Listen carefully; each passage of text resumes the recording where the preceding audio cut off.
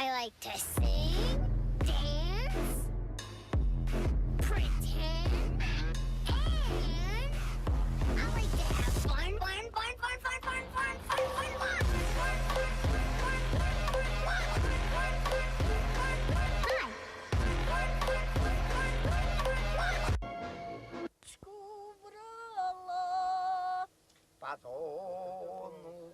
Someone was suspected of being responsible, but it was all hushed up. Hey, party people. This is Grand Theft Audio. I'm Jake Belcher. In the studio with me, as always, is my best friend Brant Thoman. Hey, Brant. How you doing Good today? man. How you doing? I think I'm doing okay. I don't know. How are you? I'm feeling great. You are? Yeah. Tell me how great is today. You know what? It's just been a culmination of good days. Mm-hmm. I got to get out of town. Got to go out to Las Vegas and visit some family, and had a really great weekend. We had a lot of fun, and I'm looking forward to getting to get out there again in the near future. But it was kind of a recharge to my system. I've got back. Good couple of days here at work, an extra day off because we did not have our Ultimate Jam Night we broadcast live here on Zena.tv, the name that will stand the test of time. Test of time. I've been able to kind of recharge, and the last couple of days here have been better for me because I've been motivated and been able to get some stuff done and get some things squared away, and I think everything's moving forward in the right direction. I'm glad to hear that, man. So that's why been in a good mood these last couple of days, and hopefully it's going to carry on for a bit. So, what about you? I'm gonna take a cue from you, and I'm gonna say that things are good.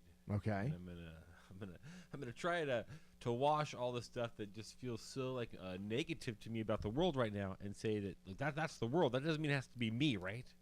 Exactly. You know, I can just kind of slough off some of the nonsense I see around me, and the hysteria that's going on in everybody. Right. That is just I just feel so bad for people, and there's just so much hatred in the world right now, and I'm just having a hard time dealing with it today. Well, look at me on camera there. I got a lot of mics. I don't know, man. See, originally we had we were ready for the guests that were going to be here. Oh yeah, and I guess I should probably be over a spot where this is, but I don't want to sit there. I don't want to sit there. I don't want to be seen from the side like that. All right. So I want to be more direct towards the audience. Hello, audience. But yeah, no, we were set up for more people. I think that somehow people have just decided that I don't even want to get into it, man. I'm sorry. I should not be on the air right now, I don't think, because I really am just upset at the hysteria in people, and this idea that that whatever Donald Trump does is like wrong, and we have to be outraged by literally everything he does, whether it's something that like we all want to see happen or not. Like I've seen so many people who think that James Comey is not fit for the job of being the head of the FBI, and that he was out of bounds with how he treated Hillary, and that he shouldn't be in that job. We should fire him. And then Donald Trump fires him, and everybody is like, "This is how coups happen. You don't have to have a coup when you're the president. Like a coup can happen." Maybe when you don't leave office the day after you're supposed to be leaving office, but you can't actually have a coup when you're the person that's president and in charge. Like, and the anger that just comes out of everybody, people that I respect and love, and we've had on as guests for years. There's a lot of female comics that I hold in the highest esteem for their brains and for their ability to make people laugh and their talents and such. Absolutely. Yes. And there's just this blanket idea from all of them that whatever Donald Trump does is wrong. I'm to the point where I'm convinced that if Donald Trump came out tomorrow and said, all right, everybody, I fucked up, and I'm gonna make Hillary Clinton our president. So get over here, Hillary, and here's the keys. Go in there and like do a great job. Everyone would be like, Donald Trump, this is how you start. It would just be The man can do no right. no right at all. It's just sad to me. I'm not saying that everything that he does is great, or I'm not even saying that 51% of the things he does is great. But 0% of what he does is even not worthy of just scorn and having to condemn everything about him all the time, every day. It's whatever he does, there is outrage. Yes. All the time, and people are getting like paid money to figure out what they're supposed to be mad at. There's all these like fake jobs that have sprung up in the world in the last, I don't know, 5 years or something. Okay. It may be longer than that. Who are like we who work for companies, and their job is to figure out where discrimination happens and to figure out where it's just there's people who have it's just this made up industry of people whose job it is to figure out where the outrage should be, and then they figure out how to make it better for everybody. But I just think that that problem doesn't exist. Donald Trump is not always wrong about everything. We don't have to get mad at everything. I'm not going to trust anybody who can't tell me one non-morally outrageous thing about Donald Trump. If you can't find one reasonable point to make, or one thing that doesn't make everybody have to have their heads fucking explode in anger, or that you have to feel that you have to respond that way to everything. I just thought that we were like stronger as people, like that we don't have to. Everything is crushing us, and everything is designed to take us down. And I think a big part of this problem has to do with in the last 5 years, the sheer mass amount of news that is transmitted via Facebook. And it's so easy for so many people to put their opinions out there on every little thing that comes up. And it's just, I was originally looking forward to the election being over because I was tired of the political atmosphere that was on Facebook.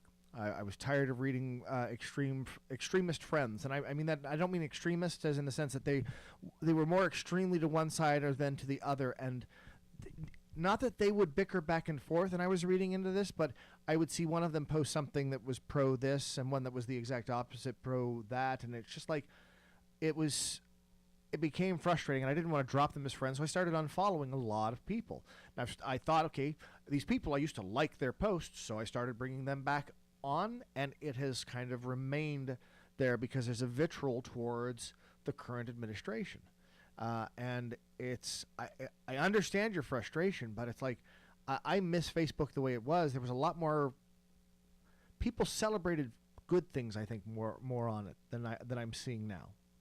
It's almost kind of a balance of like where it's like 50% is political stuff that again I do want to try to unfollow, but even people who I rarely see them post anything at all of a sudden they're posting up and sharing things, and I'm just like, wow, okay, I guess this needs to be seen. But there's just all of those little sub-sites that are on Facebook. I don't trust them either. It's a form of information, but it can't be considered news. Sub-sites? Like, what do you mean? Well, I mean, like the Occupy Democracy thing. A lot of people that I'm friends with, they post things from that. Mm-hmm. That's one of their sources. One of their sources, memes. Right, and those kind of things. I consider them as subsections of that. Mm-hmm. So. And I'm just not. I don't enjoy it anymore. It's frustrating to go on there to try and scroll and find anything there. You know, the ads were bad enough. Now it's just I'm inundated with all this other stuff. So it's changed the atmosphere and how people can just. You used to bitch about this stuff when you got together for brunch. You would be with somebody and hang out with them and be able to have a conversation about the stuff that frustrates you. See, the thing is, like, to me, people don't really want to have a conversation on it. They just want to be able to have their points of view kind of go out without any type of rebuttal from them. I'm going to say something right now that okay, so we were going to have a bunch of guests on the other side of this break, but I said something that I was going to say, oh, you know, I think it's kind of unfair the way Donald Trump has been treated. And they just backed out. I said, look, you can talk about whatever you want to, bring up any opinion you want. Like, if you feel that what I've just said is, you know, crazy or lunatical or whatever, sure, come on in. But they just backed out, which is fucking amazingly crazy to me. So it's not just on Facebook, like, it's or social media. It's in the real world too. So, look, one of them's going to still come in, and we're going to talk about edibles, and we're going to talk about sensory deprivation, and we're going to talk about a magazine that they make. So, I'm not going to tell you what it is right now. You can go look it up on the commercial break. I'm going to make you have to stick around during this commercial break and think about, man, who are these people that are coming in? Who is this guy? Do you know? I don't know. All right, we'll be back.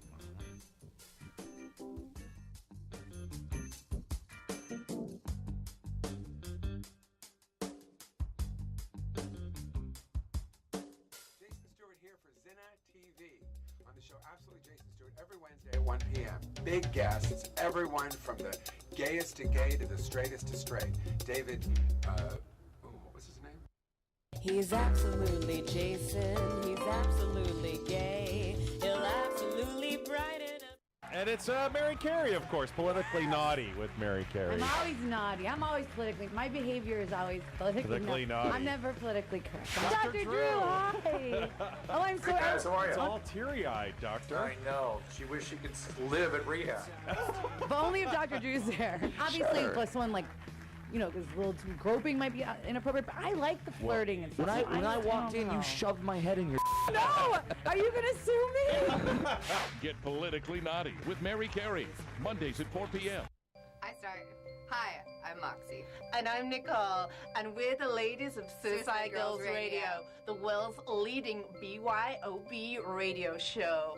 Pour a glass of your favorite tipple and tune in on Wednesday nights between 8 and 9 p.m. as we discuss life, liberty, and the pursuit of free nipples. Or just flash it would be kind of funny, wouldn't it? People think flashing your tits is easy, right? And it's actually kind of hard.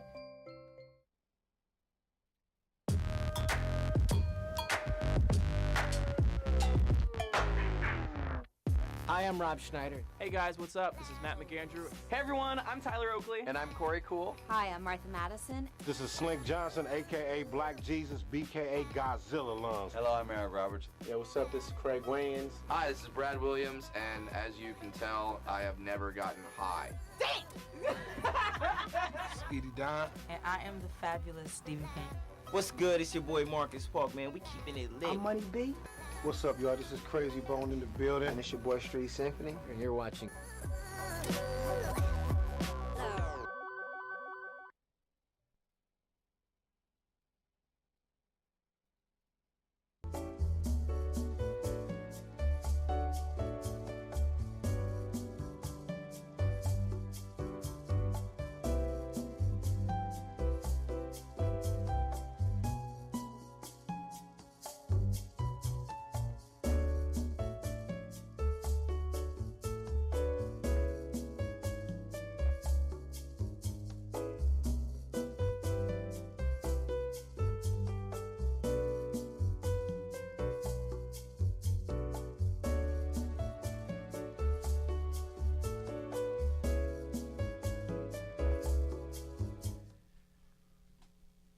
All right, party people, you're back here on Grand Theft Audio. I'm Jake Belcher.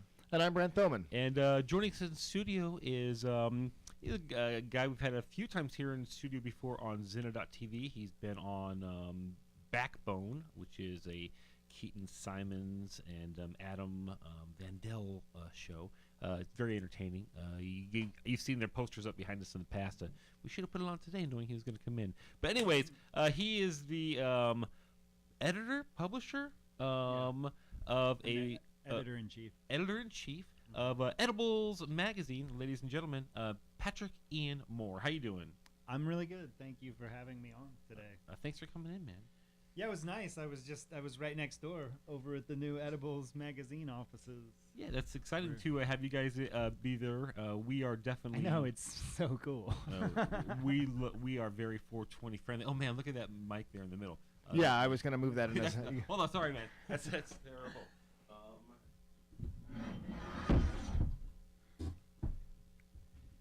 Just yeah. Well, that's how the professionals do it. That's hilarious. So, yeah, there you go.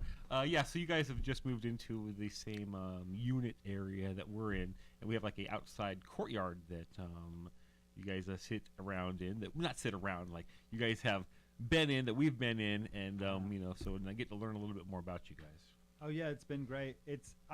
We've been collecting patio furniture, getting ready for the move, and getting this set up for a few days. So it's really fun now to be able to go outside and smoke cannabis with the neighbors, who really just happen to be these two guys. Sure, that's right. Yes, which is really awesome. And it's dog friendly. It's 420 friendly. It's pretty amazing to be here. So we're real glad. We looked at a lot of spaces, and this one made so much awesome sense. Well, I know that we're excited too, just to see what you guys are going to get up and running over there, because it's new to us. I mean, we got a little bit of shared storage space as well, which is gonna, makes it fun for interacting. So it's going to be interesting. It's kind of a nice sitcom vibe. Oh yeah, to the situation. So Little Three's Company-ish. We were everybody was outside, and I went in to get something, and one of the girls had her computer open, and the live FaceTime chat or whatever was up, and it just looked like a still picture of like a shirtless Asian guy with a crew cut. What? And then suddenly he waved at me, and I was like, "Oh my God, that's live! That's her boyfriend." Oh, okay. Oh, okay. What? But it was real weird because I gotta ask you, can you switch mics for me? Can you move over to the one with the blue cover there? No, just slide it over. That's how professionals do it. Yeah. Hello? That's a lot better. Yeah, that one just wasn't picking you up as well. So no problem. Sorry to interrupt there, but figured we'd get better sound this way. Okay, let's talk about let's talk about getting high. You have Edibles magazine. So obviously you're into more than edibles. We smoke together as well. Yeah, I mean, we're real into everything. Flower's where everything comes from, so it makes sense to keep connected to it. But I mean, no matter how into edibles I get, I still like to vape and I still like to smoke. And vaping's pretty awesome like to too, drink. man. I brought some Zasp today. This is like this is the Zasp. drink that we distribute now. It's really good. Now, is that the tropical entire punch. drink itself, or is that something that you dilute with water, or is it a flavoring agent, or is it? No, you would the just event- drink the whole thing. The whole thing, okay. But normally they come bigger than this, like in an 8.4 fluid ounce bottle. How many milligrams? Because that's how things are measured in the edibles world, right? Right. This one's 30 milligrams.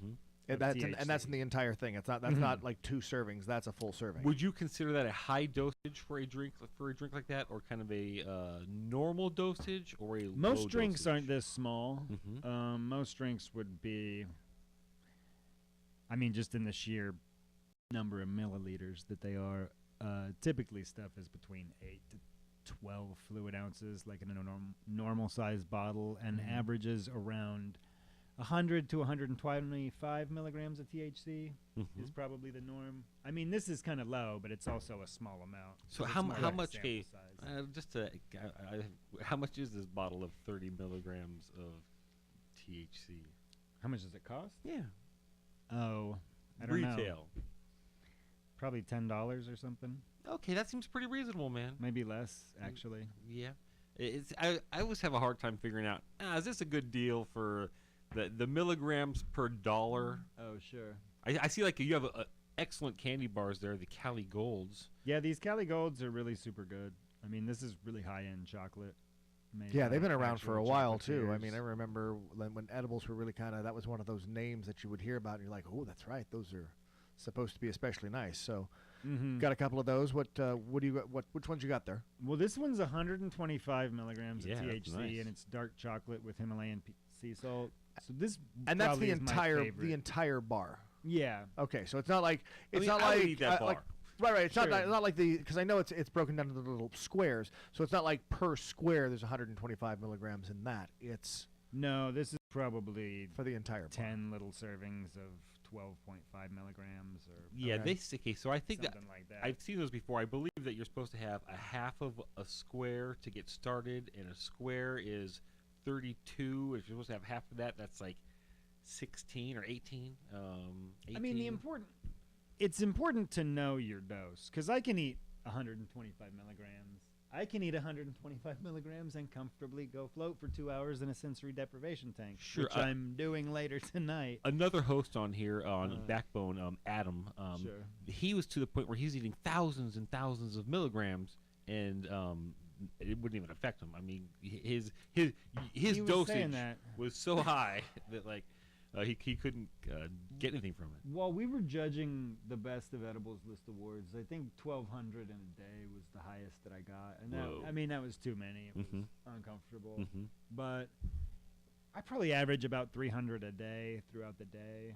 But I know people in the industry who can, they could do a dozen dabs in a row and still totally function, but they eat 10 milligrams of anything with THC in it, and they're totally out on their backs. So it really just depends on your body and your body chemistry and your tolerance and your history. Sure.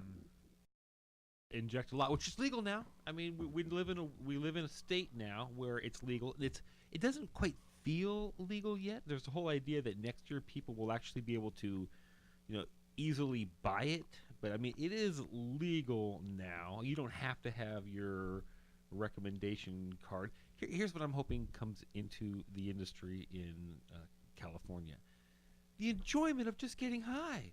I mean, this whole idea that for the last 10, 15 years here in California, marijuana's kind of been taken over by the medical industry of it helps people with this, helps people with that, and it's so good for those people, and that's wonderful, and I'm happy that it does that stuff. But there's also just, man, I fucking love getting high and being relaxed and enjoying my time. Sure. And I would like to see that brought into the story of the world. Yeah, I mean, I guess that's what purely recreational would be. Yeah, I mean, and that's what it is, right? I mean, it's just right now in the state of California, it's very difficult to actually buy it. I mean, it's not difficult to buy it because it's easy. Right, it's pretty easy to get it. I mean, if you work in a shop or you work distributing or you work at a dispensary or a collective or anything like that, I feel like everybody goes in with the idea that almost everybody is just doing it recreationally and claiming that they're doing it medically. I would say about 60 to 70% of the people who have come into everywhere I've ever worked has been more medical.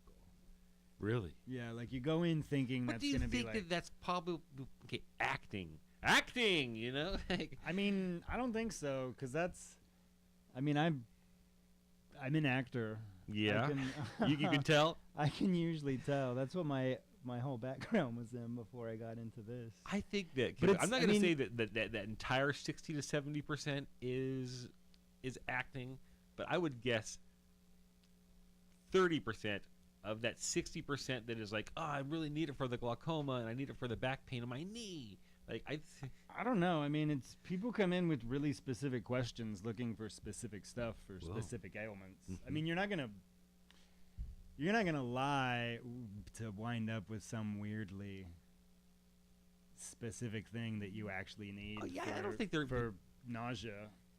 Okay, yeah, you're right. I mean, it's because nobody comes in it's just not like that. That's what I mean. Like, you get in and you get surprised that people come in. Do 30%. Okay, not and they're 30%. like, my doctor told me this and that. And you're like, oh. Because you get in there on the front lines and nobody is really trained. They don't. Bud tenders aren't going to like these medical training and preparation evaluation classes. Sure.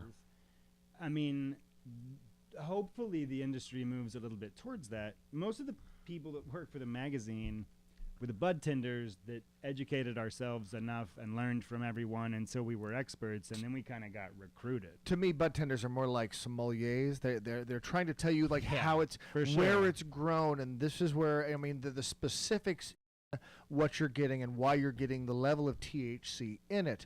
But you're right. They and that's the really good ones too. Yes, exactly. But there are fewer that have the understanding of how this stuff really works in a medical sense. Sure. Like you said, there's the lack of training in that area. So there's kind of a real need. I mean, I'd say Oaksterdam in Oakland is probably number one in it because they actually have a place there where they're teaching people and taking classes. Do we have anything like that in LA? We don't.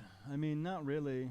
They do some away things sometimes. And I mean, there's the Infused Expo in October where you can go and take a lot of educational workshops. And I mean, we're trying to do what we can for that. But I mean, yeah, like, I don't care. I think it should be free and grow outside and whatever.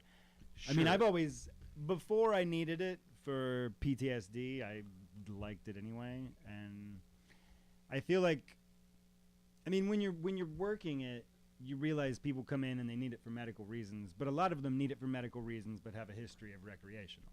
And some have, I mean, they don't know anything about it. You have to teach them everything. I'm sure that's true. I think that's the way it is about a lot of things. Hey, I have a bunch of other questions, man. So I'm gonna have you stick around for a little for longer. We do have to go to a break there right now. Maybe do you guys have a website for the magazine? Oh yeah, the magazine website is ediblesmagazine.com. Okay, great. So go check that out on this commercial break. Ignore these commercials and check that out for the next 2 minutes, and then come back and we're going to talk about some other stuff. There's some proposals or things that need to be done in the next 45 days or something like time to make some. So we're going to get into that. So break time, and go check out that magazine. We'll be right back.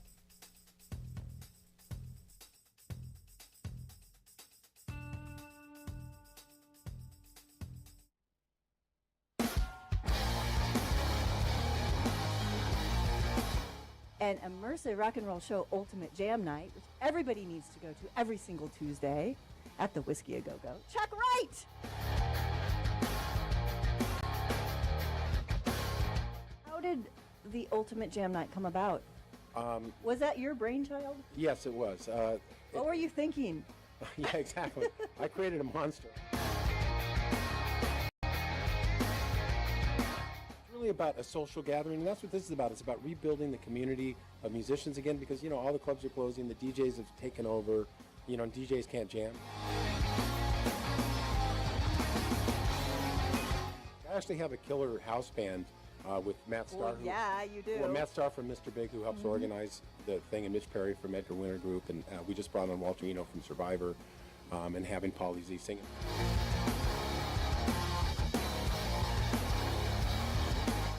We put other players with us, but we also put combinations of players that have never played together before, like Nuno Betancourt from Extreme and Billy Sheehan from Mr. Big, have never played together before, and they're up there just shredding off of each other. We moved over to the Whiskey A Go-Go, legendary venue, the only one in the Rock and Roll Hall of Fame, where I cut my teeth in Hollywood myself, playing there. I was the guy putting up the posters for the shows on all the poles when you drive up Laurel Canyon when I was a kid. Yeah, I started here. The concept for this jam night was beyond just having the best musicians in LA play. I wanted to create a rock and roll circus. Organizing 40 to 70 musicians a week, and I'm losing my mind!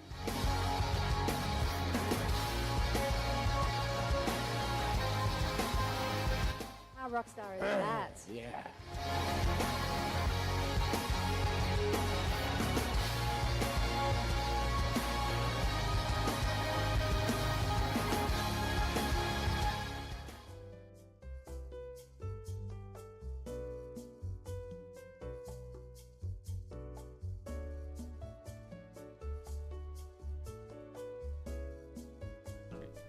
All right, party people, we're back here on Grand Theft Audio. This is Jake Belcher. And I'm Brant Thoman. And still in studio with Patrick Ian Moore. Thank you. Hey, thanks for being here, man. Thank you. All right, so let's talk about these couple of these last things on the table. I see a tube sitting there. Is that a pre-rolled? Oh, yeah. This is a fuzzy, a live joint, full spectrum terpenes. It's top shelf bud, CO2 wax, keef, and terps made Sublime, the same guys that do these cartridges. So does that mean fuzzy because it's got like stuff on the outside of it? Yeah, it's covered in keef, so it feels like mossy. So it used to be. So there was this Cavi Gold company, Copy Gold, that did those joints, and then their fuzzy was on the outside. But now they're not fuzzy on the outside anymore. They tried to they moved it to the inside, and you kind of disrespect the fuzzy on the inside. I enjoy the idea of the fuzzy on the outside. That type of joint is the only type of thing I can tap out on, man. Like with the wax and the keef, and I can take anything else. I can take any edible. I can do anything. We were doing these live rosin dabs earlier on Tangi's. Tangi brought over her little portable e-nail. A rosin dab, okay. So it's it's live. It's just like they press the flour into like a creamy rosin that's yellow, and then dry it, and you scrape it off and put it on a little skillet. And I mean, we were zoned out. We're some heavy cannabis users too, and dabbing those rosins. Really, I should probably do that before we do this thing tonight. Okay, so this is kind of the reason we started talking about having you on today. You tonight are going to do something that sounds pretty wild to me. Why don't you explain to the audience what you're going to do? So we're going to eat THC-infused edibles, and then we're going to go and float for 2 hours in sensory deprivation tanks at Float Lab in Westwood for some isolation float therapy combined with edibles. So you're going to see how you respond to it super high. Like how many milligrams are you planning on taking? I did this on like 175 milligrams at Venice Beach at a different Float Lab facility about a week and a half ago. So I think tonight I'll probably do about 200. Up it up just a little bit. You felt like I could use just that much more. Can you give us a description of your experience when you did it in Venice? Yeah, it's pretty amazing. I mean, you're in total blackness, total darkness. There's no light. It's soundproof, and you're wearing earplugs. And there's so much salt water in the water that you don't sink at all. I mean, you're naked, and you're lying on top of the water, and it conforms to you sort of like a memory foam mattress that's wet and spongy. And there's enough room, because people keep saying like, oh, I'm claustrophobic, but it's not like being in a confined space. It's like being in an infinite void that feels really just, I mean, I have never felt anything that serene before. And I kept starting to zone out, and then I would kind of be brought back to by a sound that was like thunder. It was my own breathing. Like, I mean, it sounded so loud. It sounded like a shotgun going off when I would notice it. It was so loud, but the rest of the time I didn't even notice. Well, yeah, but at that point with the earplugs and in the water, that's the only thing you're actually hearing, and potentially your own heartbeat, and that's about it. Everything else is... Oh, yeah, and that. And they let me know when the 2 hours was up, and it seemed like it'd been less than 10 minutes. I thought something was wrong. They were like, it's 6:10, and I had started at 4. And it felt like less than 10 minutes had passed, and then they were telling me it was over. But... And I couldn't tell sometimes if my eyes were open or not. Whoa. I mean, it really gets, and you kind of have it's a lot like being in a dream. Could you try to fantasize things, or what would you do? I mean, I was just kind of trying to like be still and relax. And then I would, wouldn't even have known how much time had passed, and I was suddenly being like alerted back to where I was by the fact that I could hear my breathing. Any kind of visions, or was it like lucid dreaming? Do you have like memories of things that were going on in your head during this time, or? I was trying not to think about a lot, but I was thinking a lot about the fact that I was in a sensory deprivation tank. And there was absolutely nothing. Super high, that I was going to be writing about that for the magazine. I mean, and then it would just go blank zone out. I would suddenly like wouldn't know where I was and would be like back, like, oh yeah, I'm here in a tank in Venice doing this, and then I would settle back into it and then just zone completely back out. I mean, it's a lot like if you've taken hallucinogens before, it gets a little bit like that. And the sense of the displaced time and just really, it's cool because if you can position yourself right, you're not touching yourself at all either. And there's a real disassociation with your body. And just a real stillness. I mean, it feels like the most sort of acute sense of yourself. And now, how long did the serenity that you felt afterward like last within you? Was it? I mean, I came out and people were like, "Okay, we got a deadline now. We got." I mean, as soon as I came out of the tank, I had like people Right back into the stress of daily life. So, but I've had a very Zen-like approach to everything kind of since then. It's been real nice. Okay, I mean, so you've done it high. Why not tonight just like go not high, and just to see like, is it still good? I mean, I don't really go that long without not being high. Yeah, sure, but 2 hours. But look, it's not a stressful situation that's happening there either. I mean, it's like about the least stressful thing I've ever heard, to just be in a safe place where you can relax and be smooth for 2 hours. Sure. I think before I do that, I'll increase it. Yeah, sure. A few more times, and then maybe once I'm comfortable with the idea. Comfortable with the idea of... Because some other place said, we recommend you do it 10 times for not on anything first, and then try it. I was like, that's a lot. Well, sure. I mean, that's real commitment to a bit.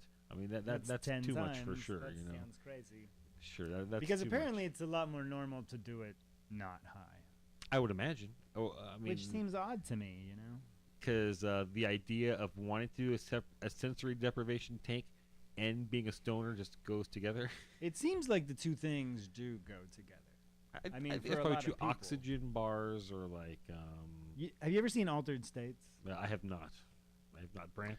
The name it's familiar, but I'm blanking on. It's a William Hurt movie from like 1980. What's the basic premise of it? It's about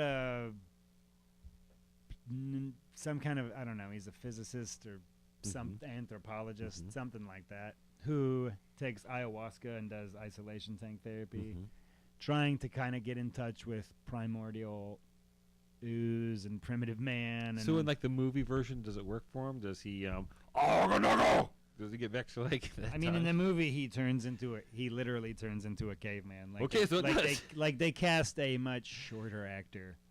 Whoa! It was weird because William Hurt's probably 6'2" and right, a relatively lean fella. It's like some 5 foot tall. It looks like a little. He comes out of the sensory deprivation tank at the end. I mean, it makes not at the end. No, in like the middle of the movie. At the end, it's a blobby mass with William Hurt's face kind of in there. The effects are amazing. What's this called? Altered States. Yeah. Sure. All right. And it's by the director that did Lair of the White Worm. Is this the scariest thing in the sensory deprivation tank industry? Do the people who run sensory deprivation tanks hope that this footage never gets out? I mean, I think it's literally what leads most people to do it. Whoa. I'm gonna see if I have this one horrifying. Brent, would you do the sensory deprivation tank? Yes. I've always been interested in it. Yeah, I would like to see what it's like to just kind of float in this body of water with complete pitch black and no sound. You're left with your thoughts. Those you're supposed to try and let just kind of disappear and allow yourself to just relax and enter the state of just kind of being. Here's the thing for me, man. Yeah. Every time I close my eyes and I relax and I just let my brain do what it wants, I make the same image in my head every time. So like, I just think I would. It's not that. What is this? This is from Altered States. Okay. This movie. This is one of the things that he sees inside that thing. I don't know if I want to see that. You know, but I did not even remember. Ayahuasca. I went in there thinking that I would not be able to stop thinking about this image, and then I got in there and totally forgot about this movie. You should try to remember it tonight. I'm trying, because it reminds me of a logo for this one edible company. Oh, sure. You know, Stranger Things. Did you guys watch that? Yes.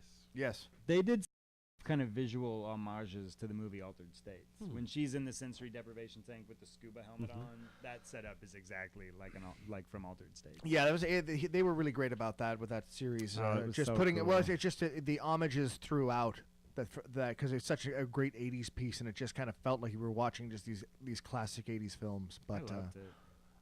unfortunately, we've got to get to a break. Okay, a break. Then we're gonna have one more segment. Okay, we're gonna come back. And we're probably not gonna talk about weed. I'm gonna talk about something else going on. You're welcome to stick around. Would you like to? A little bit of pop culture thing for about 10 more minutes. Oh sure. Okay, great.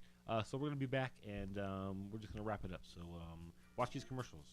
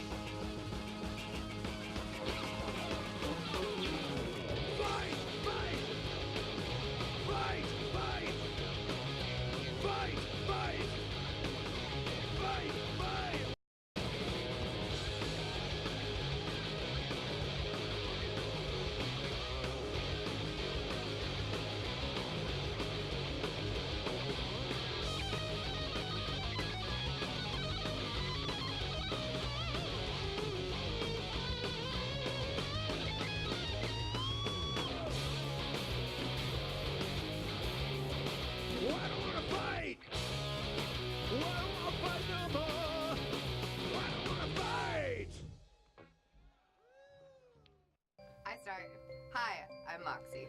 And I'm Nicole, and we're the ladies of Suicide Girls Radio, the world's leading BYOB radio show. Pour a glass of your favorite tipple and tune in on Wednesday nights between 8 and 9 p.m. as we discuss life, liberty, and the pursuit of free nipples. Oh, just flash it would be kind of funny, wouldn't it? People think flashing your tits is easy, right? And it's actually kind of hard.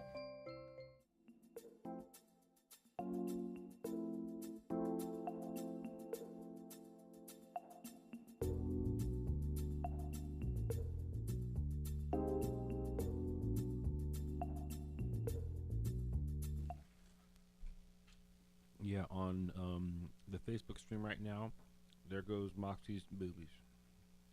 Nice. Yeah.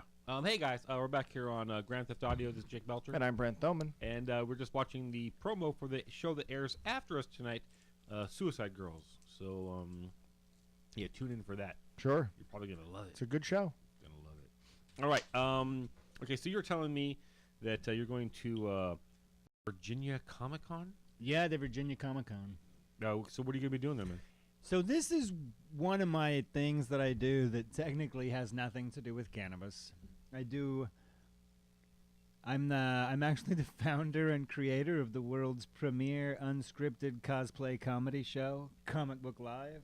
We've performed at Comic Cons like in almost every state in the United States. Mm-hmm. The Virginia Comic Con is one of our favorite ones. Like the last time we were there, we got to drive vintage DeLoreans that had been doctored to like look like the Back to the Future cars, Right. around the Richmond Raceway NASCAR track with Bob Gale, the guy that created Back to the Future. Wow, that's pretty neat. Yeah, really. Now, Like you don't get to do that at the San Diego Comic Con. not at all. Now, okay, so with these DeLoreans, like when you got up to 88 miles an hour, did anything like was there like the decoration inside of it? Did it start to get a I little? got it to 60 miles an hour, and it felt like it was going to rattle apart before I took the next Really? turn around. I was like, oh, I wish they'd let me drive the pace car. It looks like it's more fun. Better. Cause, Yeah, you could actually you're get some in speed in that. It felt like it was going to rattle right to bits. But it was super fun. And then we watched all 3 Back to the Future movies at the Bird Theater in Richmond, one of the oldest old theaters in the South. We took mushrooms, and it was amazing. Uh-oh. Yeah. And this year, Comic Book Live gets to open up for MC Chris. Awesome. Yeah. Very cool. So it'll be me and Tommy Bechtold, who plays Kenny on ABC's The Middle. Okay. Like that's somewhere that we go, and people actually recognize Tommy, and it's a big deal. They're like, "Oh, it's Kenny from The Middle," because in LA, Oh, sure. It's hard. People kind of don't care Sure. who you are. Hey, look, it's great we don't care. There's some. Oh no, that's what makes it good. Right. You know, There's that's something what that we happens love. to us here. We have to not care that big celebrity's right there, because if we did, like, everywhere you go would be a disaster, because they're everywhere. That's just the way it is. Right. Okay. Well, on the subject of comics, this was Free Comic Book Week, Free Comic Book Day last Saturday, and I got to go out to House of Secrets in Burbank. To go visit the comic shop owner that Brant used to work for. That's right. Paul Grimshaw. And it was amazing how many people were in cosplay out front of Oh it. yeah, I mean, Free Comic Book Day is kind of a big cosplay event. Yeah. you know. Well, I remember 20 years ago when I was working in a comic book shop that, Free Comic Book Day was a day where you would just put out the stuff that was in the back issues, and I you remember. didn't have a problem with kids taking those, because it gave you space to put new back issues in, For because sure. you were always running short. Now it's just like, dude, it was like 50 titles. Yep. I mean, I remember a couple years ago when the last time I went and celebrated it, I was amazed at the sheer number of titles, and the two shops I went to were relatively small, so they didn't even have all of them. They just the had exclusive special printed. right. That's Free just Comic Book for Day that day printed. now. Yeah, But I miss the old, like, you don't even get those old free, like, I remember getting 10 old Daredevil and they were already in order. Right. No, that was what was the great thing about it. You were getting stuff that you could add to your collection. I mean, Now like, the it's guys like, took them from the box, still numbered and everything, and put them. see, now go ahead. So what did you wind up what getting? goes out now is kind of garbage, I'll be honest. Like, it's half a story, and then they say, like, none of the books have satisfying conclusions. Did you get the Secret Empire? I did not. What was the Secret Empire? So I guess in the Free Comic Book Day, Secret Empire by Nicholas Spencer. Now Captain America, Steve Rogers is the secret commander of Hydra, and Hydra is taking over the world, and Steve Rogers is helming it. And at the very Thor drops the hammer, and Captain America picks it up. So it's the supreme Whoa. leader of Hydra raising Sure. above Right. his head. It's a pretty awesome picture, but it's kind of a stupid story. So is like, it- I haven't really liked this Secret Empire stuff at all. I got some fun books. I got a Kaiser Sose book that was that was interesting. I got a whole bunch of. I went to 4 different comic book shops. Oh wow! Because they're all like, you can take 3, you can take 3, you can take 3. Then the last one I went to, they're like, well, why are those other places saying 3? Just take everything you want. And I'm like, all right. So then I sent them off in a shipment to a friend who couldn't make it to his comic book day. So. You know, it's funny. I didn't go this year. I had somebody pick a couple things up for me. Last year, Comic Book Live met in cosplay at Meltdown Comics at the Nerdist Theater, where we were performing at the time. Nobody else came in cosplay, but we did like a whole photo shoot all day long. It was a big deal. I wore my like Hunter S. Thompson Captain America outfit. Interesting Black combo. Spider-Man was there. Oh yeah, I do Hunter S. Thompson as a Sith Lord, as Captain America, as Batman. So you cosplay on cosplay? Yeah. Nice. Yeah. Started doing Hip Hop Trooper and the ZZ Top Trooper, kind of that one for Star Wars Day last year at Amoeba. So I'm going to guess those are people who are stormtroopers that have crossed over with ZZ Top. So is that he's got like the big beard going? That's all he's got. From the helmet? Yeah. Well, he's actually like a first place world championship natural goatee placeholder, and then he's got a special Getty, or what's the guy's name that has the furry hat and ZZ Top? Yeah. And then the Billy beard coming Gibbons? out. Yeah. Billy Gibbons. Billy Gibbons. Yeah. Weird world. Okay, man. Magazine. Tell people one more time how to find it. It's free at dispensaries, or the new issue goes online tomorrow at ediblesmagazine.com, and Alright, it should be in who's, dispensaries next week. Who's your big feature on this month? My Bud Vases. It's a really awesome company that buys antique vases and then repurposes them as beautiful bongs for sophisticated smokers. This sounds like the Very exact cool. opposite of something that I rail against on here all the time. I'd love to see if you've ever heard of beaver bongs. You ever heard of beaver bongs? I haven't. Oh, They man. made real beavers? No. Brant, Never heard of it. You've never heard of it either? No. Never heard of it? We've talked about it on the air. Beaver bongs? Yes. It's one of the worst things I've ever seen. I can't believe you don't remember I this. don't. Yeah, you're gonna have to refresh my memory. I don't know if I can. Like on the radio, it's real easy to talk about. I don't think I've heard of it. Whoa. Well, it is. It's not an edible. I'll tell you that much. Brett, anything you want to pimp out? No. Although we will be back next week at the Whiskey A Go Go for Ultimate Jam nice. Night. We were like I said earlier today. We were off this week, so we're back again strong next week. So check that out at Zena.tv. That's where you're catching us right now live as well. So what about you? What do you got going on this weekend? Oh, these are very, very pretty. I have a weekend of kissing ass because I've been a butthole. So I gotta be. Is that like relationship stuff? Yeah, that's what I got ahead of me. It's gonna be wonderful. It's gonna be the best thing I've ever. Okay, look, it doesn't really matter. That's a bunch of bullshit. I'm just gonna have a great weekend, and I'm gonna probably. And we hope you do too. Thanks, man. How you around and stuff. We'll be back next week as always. I want you to go check out Jake's show. I have a couple of unboxings I've done there, so you can check those out. So jakesshow.com, and as always, you can find all of our back episodes and that stuff there too. So thanks for watching, guys, and we'll catch you next week.